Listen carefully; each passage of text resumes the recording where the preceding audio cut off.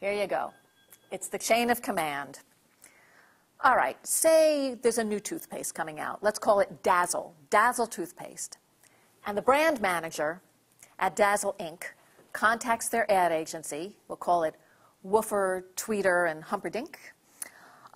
They contact their ad agency and they ask for a proposal. They want to do an ad campaign. So the ad agency, which comes next, comes up with a campaign that features young women because that's who Dazzle wants to dazzle. Young women are sexy, healthy, vibrant, and companies want to grab new consumers early and often. Now, once the campaign is approved, the ad agency contacts the casting director with a breakdown, and they call in young actresses to read for the commercials. Then the ad campaign is launched, targeted to young women. Well, my feeling is you've got actresses who are also consumers of a certain age. Those groups need to come back around and talk to the brand managers. Let the brand managers know that if you want us to buy your brand and we have the money to do that, then we need to be represented in your commercials. It's just as, I say as simple as that, but not really simple at all. But we're going to get back to that 18 to 49 demographic. The philosophy in the industry is that if you grab a consumer early, when she's young, you'll have a consumer for life. And yeah, I heard that. Brands believe that older consumers are wed to the products that they bought years ago when they were young. But there have been recent studies saying that just isn't true and that older consumers are just as likely to switch brands as their kids are. All right, here's a little brand loyalty.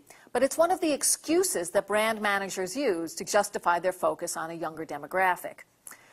But you have to think realistically about this because back when we were in our 20s and 30s, a lot of the products that are out there now didn't even exist. All the electronics, the cell phones and the computers and the flat screen TVs, the home teeth whitening products, sneakers that lift your behind. These are all relatively new. So it seems that there should be lots of opportunity to market products to older women because these products didn't exist when we were younger, so we couldn't be wed to them. And so there should be ample opportunity to show older women in commercials for these same products. But we have some problems. Another part of the problem, the problem is not Mad Men, which I love, but the problem is the advertising copywriters are, by and large, young men, and once again, they just don't get older women. And according to the ad agency J. Walter Thompson, they have a mature market group, quote, to young product managers, everybody over 45 is lumped into a category called old. Isn't that lovely? They want to put swing music in the background of an ad targeted at 50-year-olds. We have to say, no, let's try Sting. And there's also a statistic that 85% or more of all brand purchases are made by women, while only 3% of advertising agency creative directors are women. So no wonder there's a little problem in communication. And this also impacts what we see on television. The TV industry also, unfortunately, engages in ageism. And it's a fact that advertisers are charged a higher rate, as it said in the New York Times yesterday, for the coveted 18 to 49-year-old demographic, even though they might get more bang for their buck if they were advertising on programs that delivered an older audience. But people are focusing on the same demographic that was in vogue 25 years ago. It hasn't changed. And this is despite the fact that, that the population is aging. We know, we hear this every day, that the boomers are now turning 60, 65, and we are large in numbers. And in 2010, there was a public relations publication by the name of Bulldog Reporter, and they addressed this in an article called Marketers' Moronic Love Affair with the 18 to 49 Demo. And this is by a writer by the name of Douglas Simon. And in it, he brings up assumptions that are no longer true, but are still held by the industry and are still driving the bus. Many 18-year-olds were entering the workforce in great numbers 25 years ago. Not so now. 50-year-olds were empty nesters getting ready for retirement. 50-year-olds, that's definitely not so now. And most of us were locked into our brand choices. Not so. Today, the truth is, most 18 to 25-year-olds have little money to spend and are college graduates who owe a lot of money on loans and are actually moving back home with their 50-year-old moms and dads. And new product development and the economy, this lousy economy, have eroded brand loyalty. People are going to take what's on special. They're not always going to go for the most expensive. So even if it's what you used 20 years ago, you may not use it now. So why is all this background information important to you? You just want to get more auditions and more jobs, right? Well, in order to do that, you're going to have to start making some noise. You're going to have to come out from the shadows. You're going to have to stop complaining about it and figure out what to do. And I believe that we have to start a grassroots campaign and enlist the help of other actresses and other women of a certain age around the country. We have to show that we're serious, and we need to let companies know that we're a force to be reckoned with. We should be targeted to and represented in their advertising. And this should also send a message to the entertainment industry, which produces programming that doesn't adequately represent the population of older, vital women with money to spend. So, what do we do about it? Okay, we have to start changing the perception people have of women over 50. That's something we were just talking about. It's a very odd perception, and I have the feeling sometimes that's the perception in this country. I'm not sure that it's that perception. Are other countries as youth-oriented? I don't know. It's kind of strange to me. But there are a few ways that we can start spearheading a movement. Okay, a lot of you are on Facebook. Some of you tweet. And these can be useful. You can write a small, concise, always stay concise, call to action on your Facebook page about the issues that we're facing as women and as actresses. Let people know what you're doing. Tweet in 140 characters or less about the cause. You can suggest courses of action, maybe a product boycott, maybe a letter writing campaign, or even a protest. The most important thing is to start the conversation. And grassroots efforts can have a very large impact. I don't know if you saw, it was on television recently, about a young woman in Boston. When she heard that the Bank of America was going to be levying $5 fees on their own money every time you used an ATM, she was not happy with that. And she went to a website by the name of change.org. And I recommend this website to everybody here. Just take a look. You can really get something started here, because if it resonates with enough people, it can go viral and it can really make a change. This young woman in Boston, because of her efforts, Bank of America rescinded that $5 ATM fee. One person started this, and it had incredible implications. So that's not shabby. So you can start your own letter writing campaign if you want to be a little less high-tech. And you can write a concise letter that you, your friends, your family, and colleagues can copy, personalize, and send to targeted companies who are perhaps doing advertising and not using older women. And the letter would be about the importance and revenue-building potential. That's always it, revenue-building potential of paying attention to the older female consumers. And you can use some of the background that we've talked about today, some of these stats. They're available, just Google it. They're all over the place. Absolutely available online. And in your version, your own personal version of the letter, you can identify yourself as a woman over 50 and an actress who'd be pleased to appear in a commercial for their product, if only they would let you. So I suggest you do your research. You identify a brand that makes these products that older women use. determine which are advertising but not targeting older women. And you feel there's a disconnect here. And if you live in a major market, you can do research to see if there's a local headquarters for this company in your area, or even a regional business that's advertising. That'd be fine too. Call the company or Google. Sometimes it's easy to find the brand manager's name by just putting the company name, the plus sign, and then brand manager. And it will tell you who the brand manager is. And you'll need their contact information, their email and their mailing address, and you can send them a letter. It's simple. It's not anything terribly aggressive. But it's important. It's important to be heard. And I think you have the handouts, the sample brand manager letter of introduction. And this is just one way. And the first paragraph, and this is all fabricated, so this is not targeting anybody in particular. But it's Mr. Farthington. I wanted to bring an issue to your attention about the potential for significant revenue building for, let's say, it's a cruise line. Do I have your attention?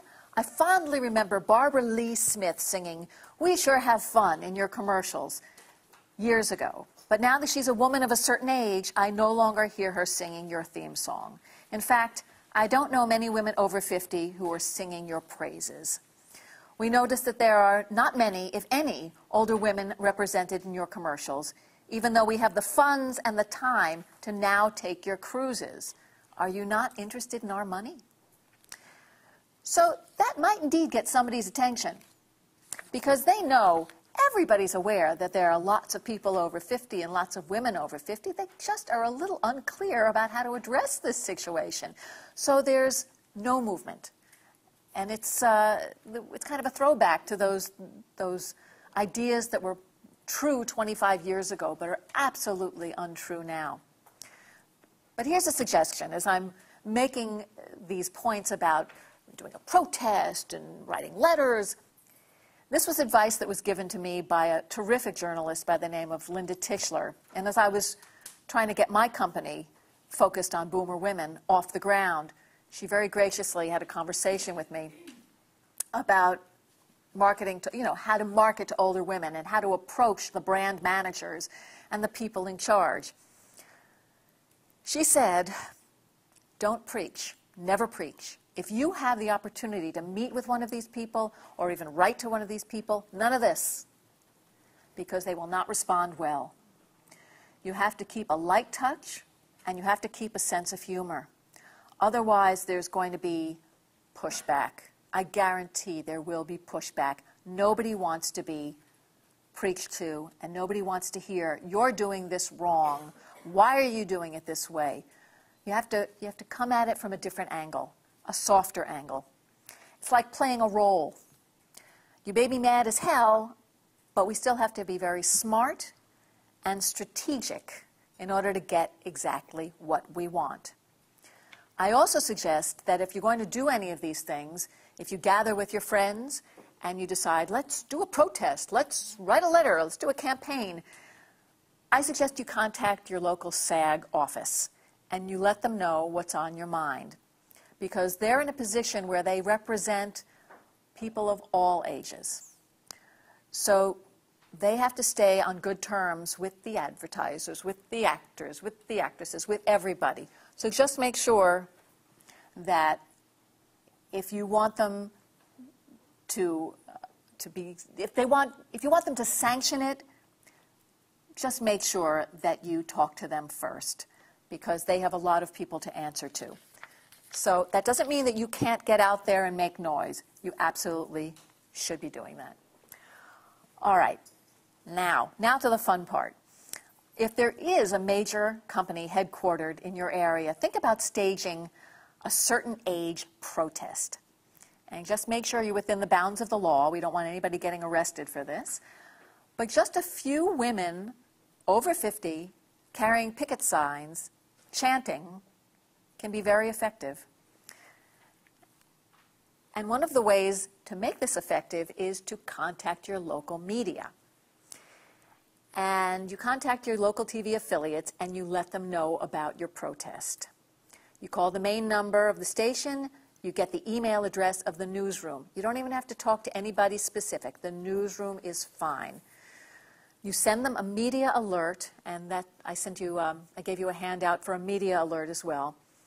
You send that to them at the newsroom a couple of days before.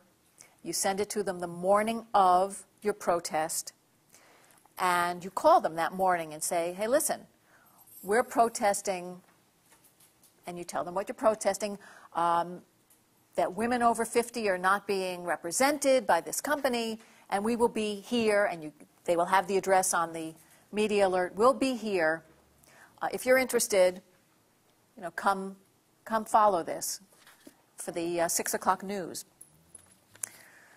So the media alert's going to describe the cause and the reason for the protest. And I suggest that you schedule this protest on a weekday, a Tuesday, Wednesday, or Thursday, when it's most likely that a TV crew can come out. And choose a company to protest, if at all possible, that's centrally located, so a TV crew will have no great problem getting there. And if you get some TV coverage, even if it's tongue-in-cheek, because they may indeed cover this. There are 3 women out there with picket signs. It's kind of a funny story. It doesn't matter, because just getting in the media, getting on television, even getting a picture in the local newspaper of you with your picket signs, that will help grow the movement. It lets people know, even though you're not treating it like a joke. You're perfectly serious.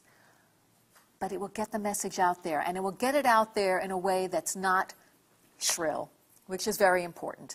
And if you do get TV coverage, make sure somebody tapes it and puts it on YouTube. And always, like a Boy Scout, you need to be prepared. Because if TV does come, or if the newspaper does come, they're going to want to comment. And you have to know what your message is. You have to be very clear on what it is this cause is all about, and what you want, and what people can do about it. And be aware also that the average sound bite is 7 seconds long. So think about what you'd want to say. Think about what's most important. Think about what will get your cause moving. And 7 seconds, by the way, is actually a lot longer than it sounds. You can get a lot in there in 7 seconds. And you can think of clever chants or clever picket signs. You're creative people, so this is part of the fun. Things like, it's rude to exclude, or we use your products, so use us in your ads. Tell us why older women should buy. Women over 50 unite. Exclude women consumers over 50 at your own risk. And the Keebler elves are over 52. Okay. There's your media alert. Okay. This is another way to go, using a pre-existing group to help further your own cause. And if you forge strategic alliances to get the word out, this is a good place to start. It's the Red Hat Society. Do people know about this group? They actually do wear red hats. And it's a group of women, a large group of women over 50, and they get together, they put on their red hats, and they share ideas and promote the idea of greeting middle age with verve, humor, and elan. And they have a website, and they publish widely read newsletters, and they hold events throughout the country. I would suggest contacting your local chapter and ask about using their venue, using their website to get your message out. Because it's the same message they're putting out there too. It's just from a different angle. It's from the angle of working actresses. And I think they'd be happy to hear what you have to say, because it's on message. It's on point with their message too. So that's a good place. And if there are any other women's groups or groups you can think of, try to forge those strategic alliances, because there's strength in numbers. And there also is some good news. It's not all bad. Some companies have recognized the importance of older women and are using us in their ad campaigns. There's Dove. There's, I think it's Mass Mutual. There's CoverGirl with Ellen DeGeneres. And there's L'Oreal. And there's another expert by the name of Marty Balletta, who writes a lot of topics on marketing to older women. And she talks about how there's a movement towards using real women instead of celebrities in advertising, because the viewer will identify with a real woman more readily than she'll identify with a celebrity. So that's only good news. And you see, I focus primarily on work in TV ads, but the same premise holds true for film and TV shows. And if the entertainment industry believes there's money to be made from women consumers over 50, they'll produce more vehicles for older actresses, because money does make the world go round. It is the key here.